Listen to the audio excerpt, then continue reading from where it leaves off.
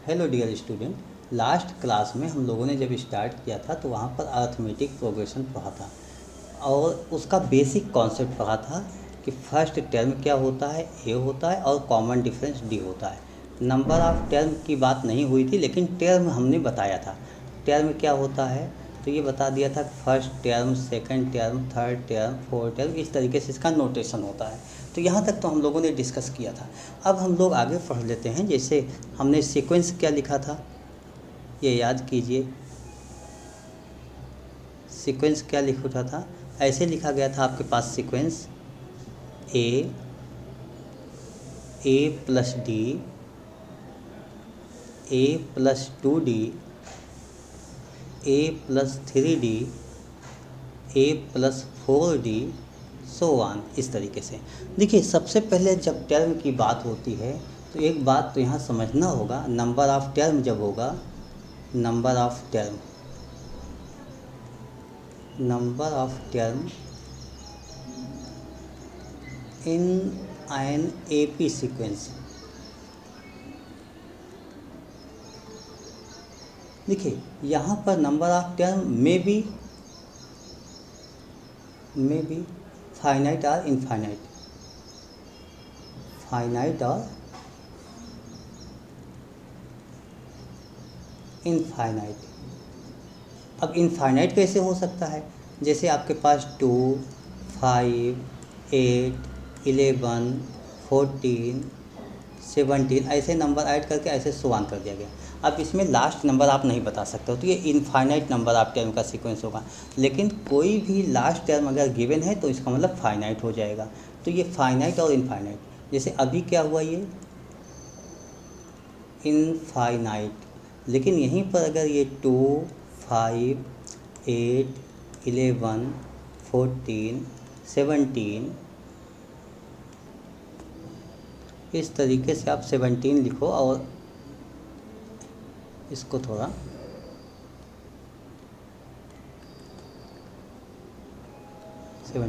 So one करते चले आओ और लास्ट में यहाँ पर कोई एक नंबर डाल दो, जैसे ये हो गया। तो इसका मतलब इसके बाद हम नहीं लिखेंगे, तो ये फाइनाइट हो गया। इस तरीके से कोई भी AP सीरीज हो, वो फाइनाइट या इनफाइनाइट कुछ भी हो सकती है, उस पर आप क्वेश्चन देखकर ही डिफाइन कर सकते हो। लेकिन यहाँ पर एक शर्त है, ये शर्त ये है कि जो ये सेकंड, थर्ड, फोर्थ, फिफ्थ इस तरीके से आ रहे हैं, ये तो nth टर्म आपके पास हुए, तो ये इस तरीके से 1500 भी कोई टर्म होगा। तो कौन सा टर्म है, अगर आपका क्वेश्चन ये हो जाए या ऐसे क्वेश्चन हो जाए कि सर ठीक है हम ऐसे लिख तो रहे हैं, first term, second, third, fourth, fifth, 6, 7, 8, 9, 10, यहाँ 90 नंबर का टर्म कौन सा होगा। तो ये जाहिर सी बात है, क्वेश्चन हो सकता है कि nth टर्म कौन सा होगा, क्या होगा, या कोई नंबर दिया गया है तो कौन सा टर्म होगा। यहाँ पर इसको समझने के लिए यहाँ पर ये समझ लेते हैं कि इसको हम लोग फर्स्ट टर्म बोलते हैं, दिस को सेकंड टर्म बोल देते हैं, इसको थर्ड, इसको फोर्थ और इसको फिफ्थ।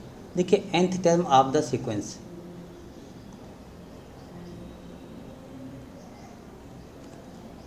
मैं लिखता हूँ nth टर्म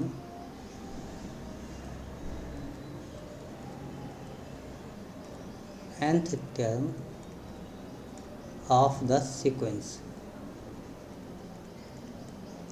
इसको क्या लिखा जाए nth टर्म को, यहाँ पर सभी में हम देखते हैं, अगर सभी सीक्वेंस को देखा जाए तो देखिए, फर्स्ट में A है, सेकंड में A प्लस डी है, थर्ड में A प्लस 2D है, मतलब A सभी में है।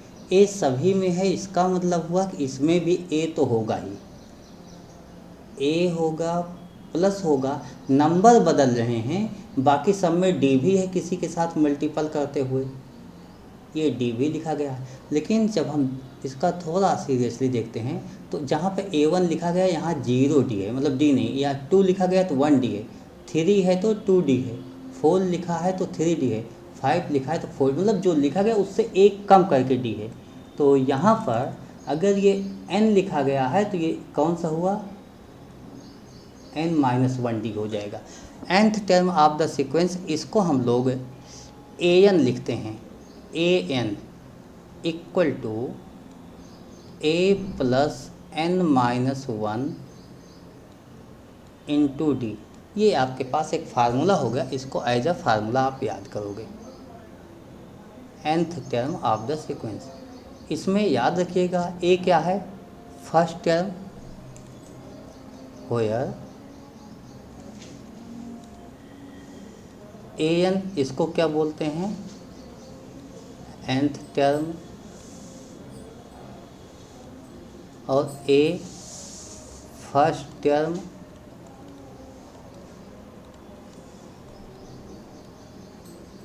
डी आपके पास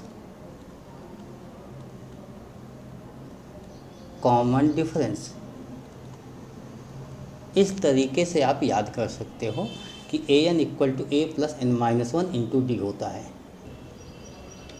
इसी के साथ इसमें ये भी समझना होगा an में आपने ये बोला है कि first term, second term, third term, ऐसे बोला है।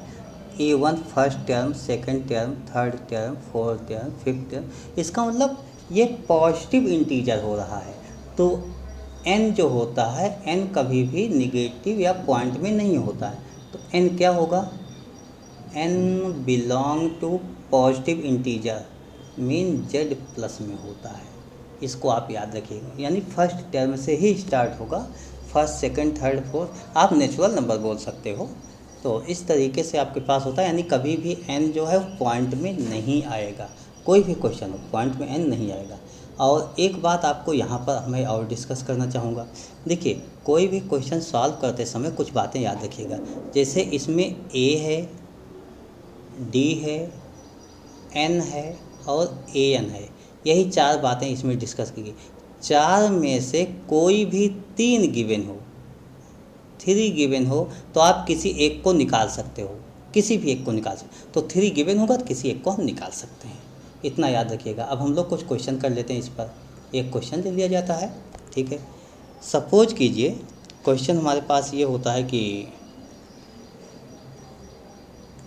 फाइंड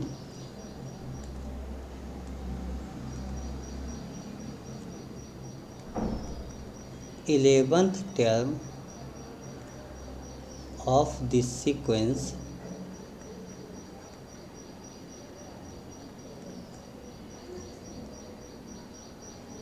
eight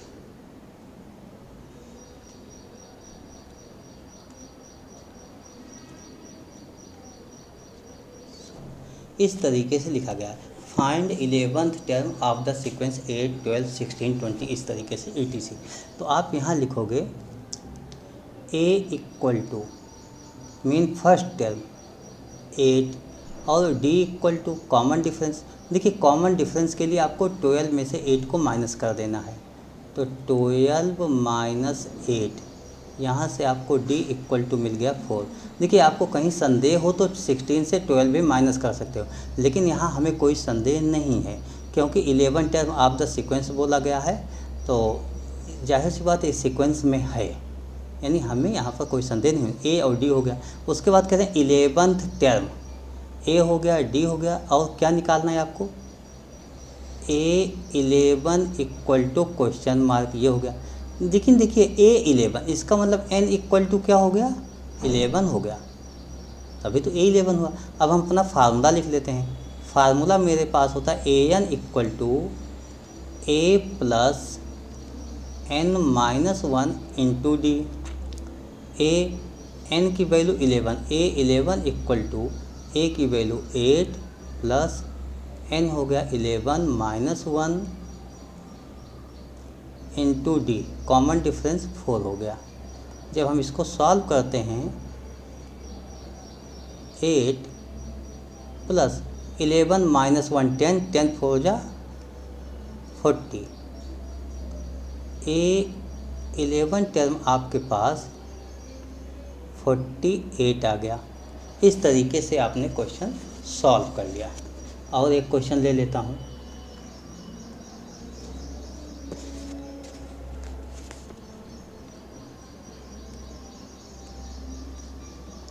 उसमें होता है इज 106 से a term of AP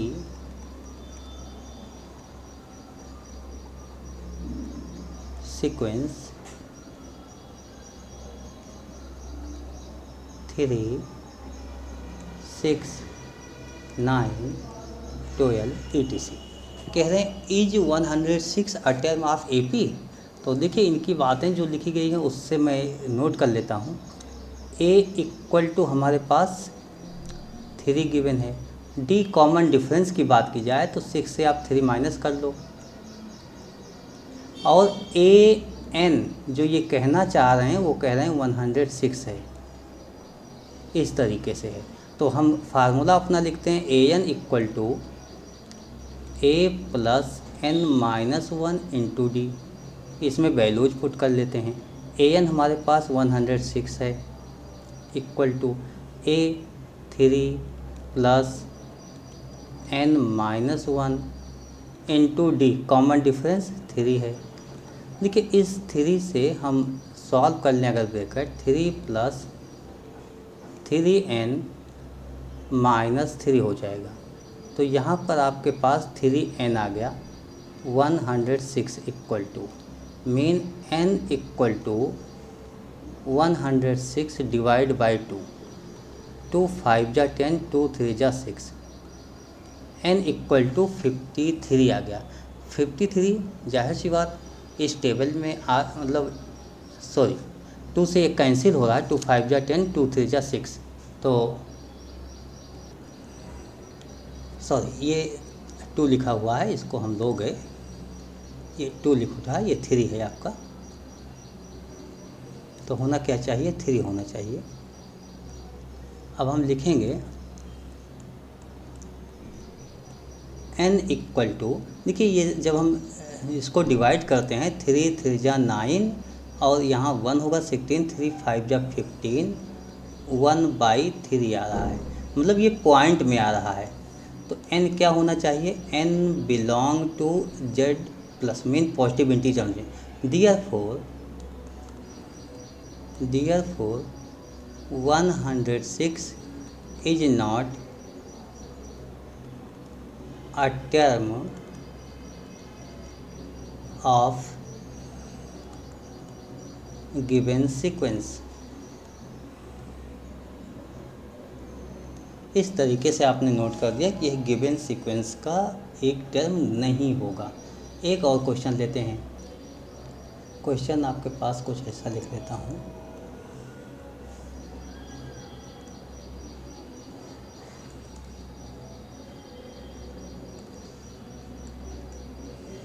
find 2 digit number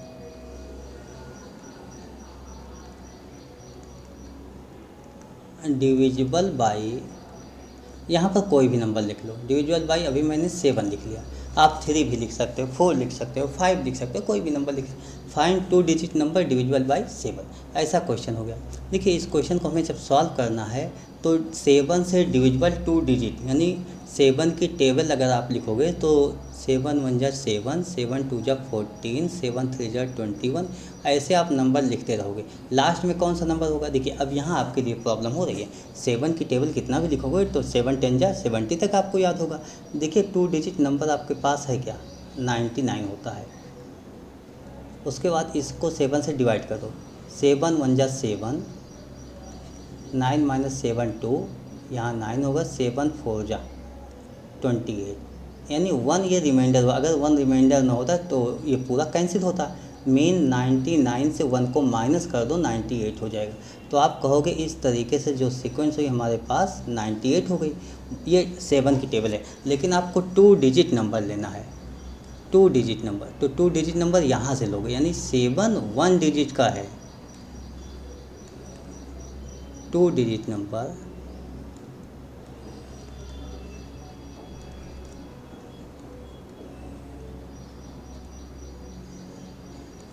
divisible by 7,